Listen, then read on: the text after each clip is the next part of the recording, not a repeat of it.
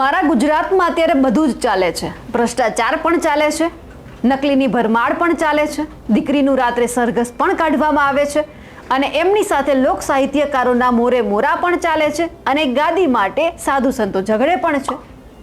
નમસ્કાર, નિર્ભય ન્યૂઝ સાથે હું છું રિદ્ધિ. મારું ગુજરાત એક સમય સુરક્ષિત હતું, પરંતુ ખબર નહીં ગુજરાતમાં બધું ક્યારથી ચાલુ થયું. ભ્રષ્ટાચાર પણ એટલો થયો, નકલીની ભરમાર પણ એટલી જ ચાલી અને સાથે જ પોલીસ કર્મચારીઓ લાંચ લેતા પણ ઝડપાઈ રહ્યા છે.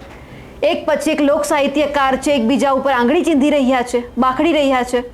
એકબીજા સાધુ સંતો ગાદી માટે પડાપડી કરી રહ્યા છે. આ ગાદી મારી છે, આ ગાદી મારી છે.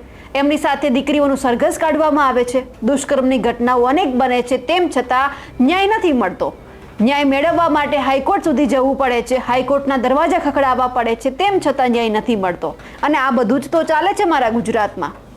જ્યારે ગુજરાતની વાત આવે છે, ગુજરાતમાં શું ચાલે છે, કોણ કોને ન્યાય અપાવવા માટે મથી રહ્યું છે, આ બધાના સવાલ આપણે જ્યારે એકબીજા લોકોને પૂછીએ છીએ તો જવાબ મળે છે કે ન્યાય જ નથી. ન્યાય માટે હજુ પણ આપણે રાહ જોવી પડશે.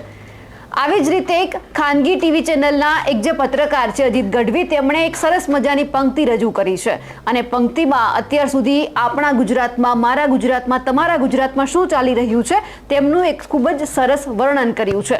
સૌથી પહેલા તો અજીત ગઢવીને સાંભળીએ. અહીંયા કોણ કોને ગાંઠે છે, અહીંયા કોણ કોને ગાંઠે છે, નેતાઓ પણ કઠપુતળીની જેમ નાચે છે. અહીંયા કોણ કોને ગાંઠે છે, રબર સ્ટેમ્પનો ખિતાબ કંઈકના શિરે છાજે છે અને જી હજુરિયાઓનો અવાજ બધે ગાજે છે. નકલી કચેરી, નકલી અધિકારીઓ ને નકલી ટોલ નાકા, આવો જાણે નકલી યુગ ચાલે છે. અહીંયા કોણ કોને ગાંઠે છે. હું શક્તિશાળી હોવાનું સાબિત કરવા અહીં નારી શક્તિનું સરઘસ કાઢે છે અને એમ પણ અહીંયા કાયદાને ક્યાં કોઈ માને છે. ડાયરાની ગરિમા નેવે મૂકી સરસ્વતી ઉપાસકો મોરે મોરો મારે છે. અહીંયા કોણ કોને ગાંઠે છે. ભ્રષ્ટાચારમાં ભાગ ભેગો પાડે છે અને એટલે જ અધિકારીઓ નેતાઓને ક્યાં કાંઈ ગાંઠે છે. તેરી બી ચૂપ, મેરી બી ચૂપ, એવું જ બધું અહીંયા ચાલે છે.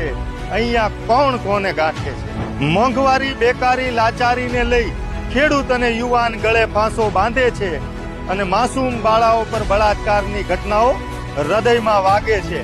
લૂંટણિયાઓ સ્કીમો કરી કરોડોની લૂંટ ચલાવે છે. આમ છતાં અજીત ભાષણમાં નેતાઓ સપનાના મહેલો બાંધે છે. અહીંયા કોણ કોને ગાંઠે છે, નેતાઓ પણ કઠપુતળીની જેમ નાચે છે. જે રીતે ગુજરાતની અત્યારે વરવી વાસ્તવિકતા અજીત ગઢવીએ વર્ણવી છે, તેમને લઈને આપનું શું કહેવું છે કમેન્ટ કરીને ચોક્કસથી જણાવજો.